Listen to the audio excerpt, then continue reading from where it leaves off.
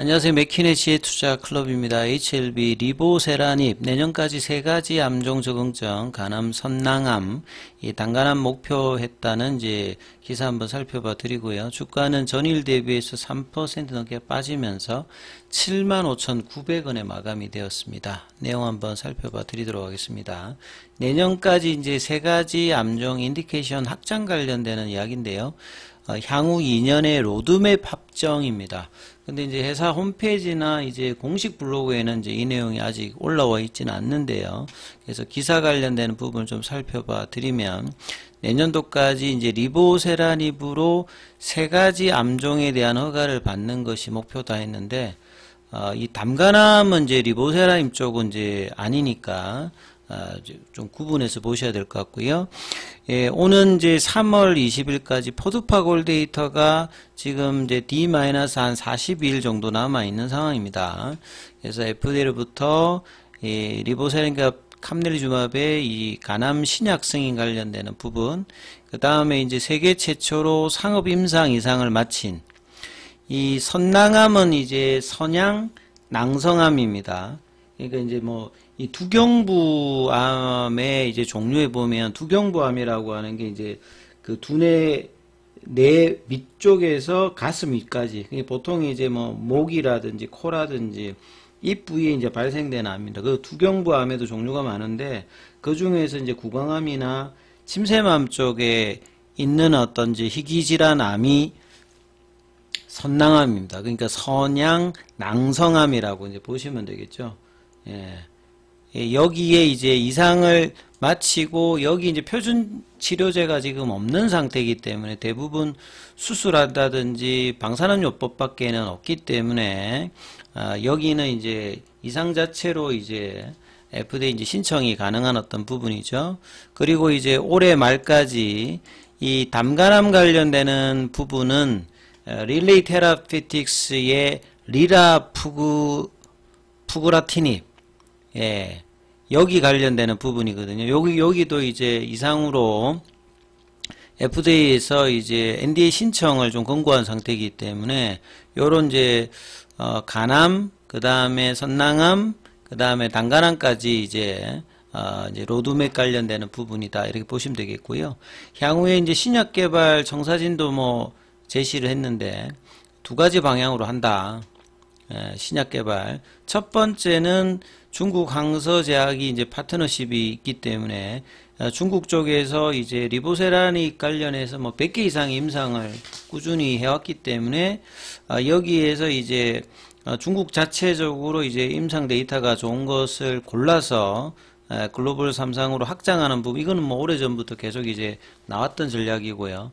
두 번째는 이제 제2의 키투르다를 목표로 하는 암종 불문 항암제. 그러니까 최근에 이제 키투르다가 이제 적응증이 뭐 한 40개의 암종은 뭐 20개 이상으로 해서 가장 이제 그 바이오 약품으로 매출이 높죠. 30조 이상이 되는 부분들이고, 최근에 이제 ADC 쪽에서도 N2가 각광을 받는 것이 표적에 상관없이 이제 효과가 보인다라고 해서 ADC 열풍이 열고 있거든요. 그래서 이제 암종 불문의 항암제라고 하는 말은 고용암에서 확장이 이제 계속 가능한 어떤 부분들이기 때문에 상당히 지금 각광을 받고 있는 부분이기 때문에 이런 부분의 어떤 개발 전략까지도 지금 로드맵에다가 지금 이야기를 하는 겁니다. 그리고 올해 새롭게 추진되는 목표는 암종 불문 항암제 개발이다. 그러니까 이제 제2의 키투르다니까 이제 이 부분들에 대한 어떤 로드맵들이 어떤지도 굉장히 중요하고요. 최근에 이제 엘레바 테라피틱스가 이제 이 기술 이전을 받은, 여기도 경구형이죠. 표적 항암제인 리라푸그라티닙 RLY4008입니다. 여기 보면 이제 FGFR2라 되어 있거든요. 이 부분에 대해서 이제 뭐 보시면 파이로블라스트 글로스 팩터 리셉터입니다.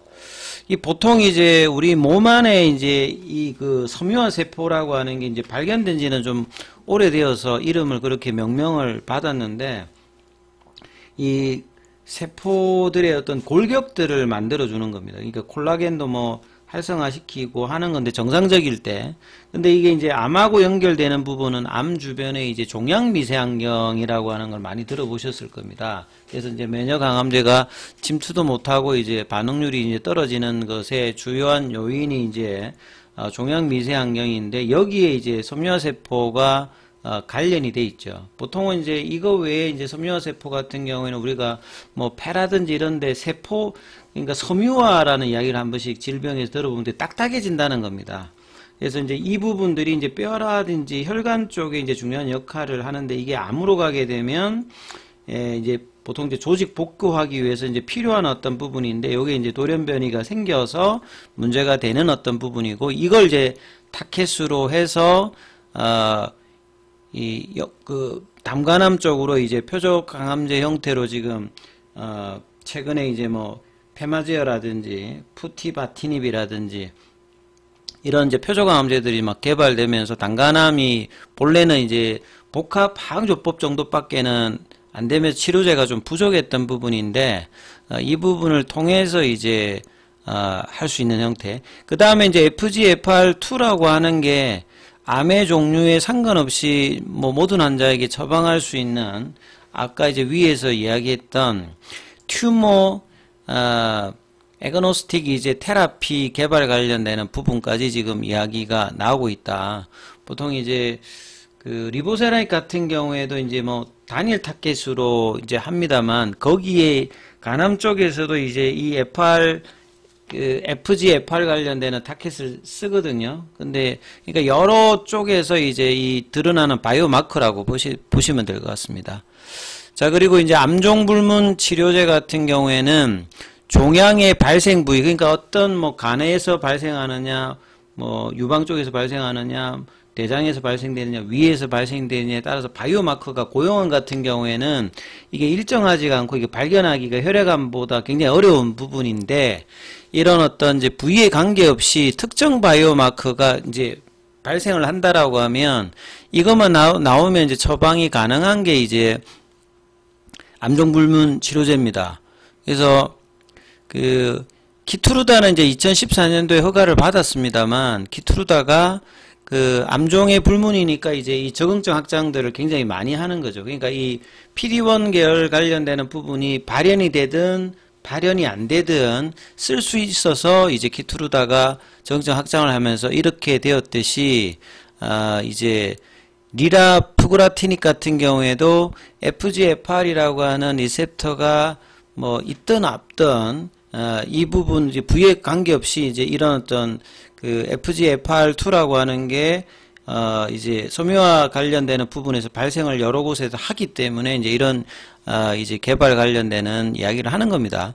그리고 미국 이제 clinical trial.gov에 들어가시게 되면 리라푸그라티닙의 임상 1, 2상, 기존에 진행되었던 프로젝트명 리포커스 관련되는 부분에 스폰서가 바뀌었다. 요걸 이제 확인해 드리면, 요게 이제 clinical trial.gov에 들어가서 리포커스로 이제 아니면 이제 뭐 이 NCT 넘버로 치셔도 되는데, 들어가서 이제 레코드를 보시게 되면 작년 9월 10일까지는 이제 스폰서가 릴레이 테라피트로 돼 있다가 올해 1월 28일에 이제 버전 22에 보면 엘레바로 바뀌어 있습니다. 그리고 최근에 업데이터가 1월 30일에 돼 있는데, 여기에 보시면 빨간 걸 하나 참고로 좀 드리면 Active Not Recruiting인데요. 그 임상의 어떤 현황들을 이제 clinical trial.gov에서 여러 단계로 나누는데, 뭐 not yet recruiting, 그 다음에 active not recruiting, suspended, terminated, completed, withdrawn, unknown 이렇게 이야기하는데, 지금 나오는 거는 active not recruiting이잖아요. 요걸 이제 뭐 번역하면 활성화되어 있다. 그러니까 임상이 진행되고 있는데 환자 모집은 하고 있지 않다. 그러니까 환자 모집 전, 모집 중, 요 단계니까 이제 어느 정도 이제 임상의 어떤 단계가 진척이 되었다는 걸 지금 이야기를 하는 거다. 이렇게 이해를 하시면 됩니다. 자, 그래서 엘레바가 이제 릴레이로부터 라이센스 인을 받은 거죠. 이거는 릴레이사가 이제 엘레바와 이제 사전에 이제 먼저 이제 그 문의를 해서 성사된 라이센스 아웃이라고 보시면 되는데 라이센스 인을 이제 엘레바는 받은 거고요. 그래서 단간환 치료제는 작년도에 FDA에 그 NDA 신청 권유를 받았는데 요 FGFR2로 지금 유방암 관련되는 부분에 릴레이 사안을 좀 집중하기 위해서 시장 규모가 훨씬 크기 때문에 이제 이 단간암 쪽은 그래서 라이센스 아웃을 하면서 예, 현금 유동성 확보를 위해서 이제 한 거예요. 그렇기 때문에 이제 좀 저렴한 가격에 좋은 파이프라인을 엘레바가 또 확보를 했다. 그리고 이제 암종불문 치료제로도 임상을 확장할 수 있는 투트랙 관련되는 부분에 효과를 좀 거두려고 하는 것이다. 이렇게 봐야 되겠죠. 그래서 세포의 성장과 재생에 관여하는 이 섬유화 세포, 여기 이제 파이브로블라스터 글로스 팩터 리셉터 2거든요. 그러니까 세포가 세포 밖으로부터 신호 전달을 막 받으면서 안쪽에서 이제 뭐 단백질이라는 이런 부분들을 합성하기 때문에 이게 정상적인데 이게 이제 돌연변이가 생기면 암까지 이제 되는 거다. 이렇게 보시면 되고 요 이제 바이오마커를 활용해서 향후 개발하겠다는 겁니다. 그리고 2020년도에 이것 때문에 이제 릴레이 테라피틱스가 기존의 어떤 이제 임상하고 다른 형태이기 때문에 뭐 소프트뱅크로부터 투자도 받으면서 굉장히 핫했던 회사예요. 릴레이 테라피틱스가. 그래서 그러다가 이제 그 작년도에 로슈사로부터 이제 기술 이전했던 부분들을 다시 반환받고 유상증자도 안 되면서 유동성 위기가 있어서 이 이제 가장 임상으로는 빨랐던 이 담간환 관련되는 부분에 이 부분들의 이제 기술이 그 물질들을 도입하게 된 겁니다. 그러니까 서로 윈윈한 어떤 구조다 이렇게 보시면 될 것 같고요. FDA로부터는 이미 이제 브레이크 스루 테라피로 지정받아서 삼상을 안 해도 되는 겁니다. 그러니까 허가 신청을 바로 들어가서 이 허가 받고 이제 삼상을 하면 되기 때문에 당장에 뭐 대규모 이제 임상 뭐 비용에 대한 어떤 부담도 없는 상태니까 굉장히 서로 윈윈하는 형태의 물질을 이전받았다 이렇게 이제 보실 수 있는 거죠. 그래서 FGFR2 이상으로 인한 발병은 전체 암 중에서 1.5% 가량 추정됩니다. 그래서 이러면 이제 전체 암시장 규모 자체로 보면 시장 규모 자체가 1947억 달러라고 하는 말 자체는 거의 지금 200조가 넘는 어떤 부분이잖아요. 전체 암시장 규모는. 그러니까 200조 규모 중에서 1%, 1.5%다. 그러면 이제 이것도 이제 뭐 작지는 않습니다. 그리고 계속 이제 암시장 자체가 커가고 있기 때문에 개발에 대한 어떤 높은 잠재력을 가지고 있다라고 해서 향후에 이제 추가 환자 모집 관련되는 부분들 요것도 이제 진행을 할 걸로 보여주고요. 미국에서는 이제 단간암 쪽은 앞서 말씀드렸듯이 푸티바티닙이라든지 앞서 이제 개발됐던 게 이제 페마지어인 성분명은 이제 페미가티닙이 뭐뭐다 닙이니까 다 경구용이라고 보시면 되겠죠.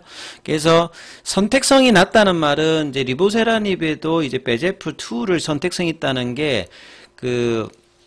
이런 티로신키나즈 억제제들이 이제 그 선택성이 뛰어나야 부작용이 덜 하거든요. 근데 멀티 형태로 그 개발되어 있는 약물들 같은 경우는 이제 선택성이 낮으면 부작용이 많이 생기는 거죠. 그래서 FGFR2에 대한 어떤 선택성이 기존 경쟁 약물들은 낮다는 거죠. 그래서 이제 부작용이 생기는 거고, 리라푸그라티닉 같은 경우에는 선택성이 높기 때문에 이게 리보세라닙에서 선택성이 높은 거하고 이제 비슷한 개념이라고 보시면 되겠죠.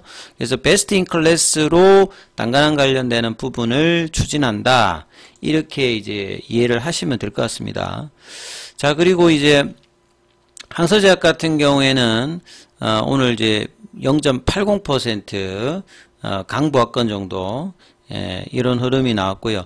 상대적으로 보게 되면 중국 증시에서 이제 그 바이오주들이 항서제약 같이 다 이런 게 아니다. 지금 경쟁 상대로 항상 이제 IR에 나오게 있는 베이진사 같은 경우에는 미국에서는 이제 이 티커를 좀 바꿔서 기존보다 달라서 ONC로 해가지고 이제 새로 이제 차트가 만들어져 있고요.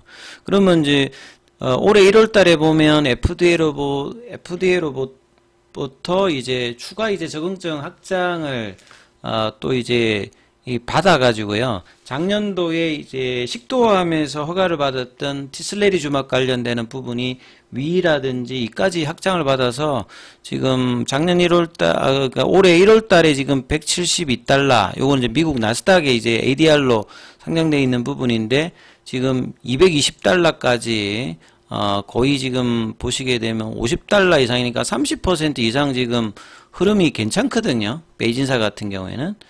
그래서 여기 이제 월봉을 보시게 되면 작년 12월 달부터 1월 달까지 흐름이 나쁘지 않은 흐름들을 지금 보여주고 있는 거거든요. 베이진사. 근데 이제 상대적으로 항서제약 같은 경우 좀 흐름들이 지금 아주 탄력적이지 못한 어떤 흐름을 보여주고 있다. 그래서 베이진사 같은 경우에는 이제 티커도 좀 달리하면서 거의 지금 15년 만에 빅파마에 준하는 어떤 흐름의 그 대우를 지금 계속 받고 있는 부분들이거든요. 그러니까 HLB가 IR 때마다 이제 베이진사를 이야기하는 것은 지금 리보산의 개발 과정에서 거의 한 20년 정도 지금 되어 가기 때문에 베이진사의 모델을 향후에 계속 이제 반영하는 어떤 전략들을 할 가능성이 좀 높다, 이렇게 좀 보시면 될 것 같고요.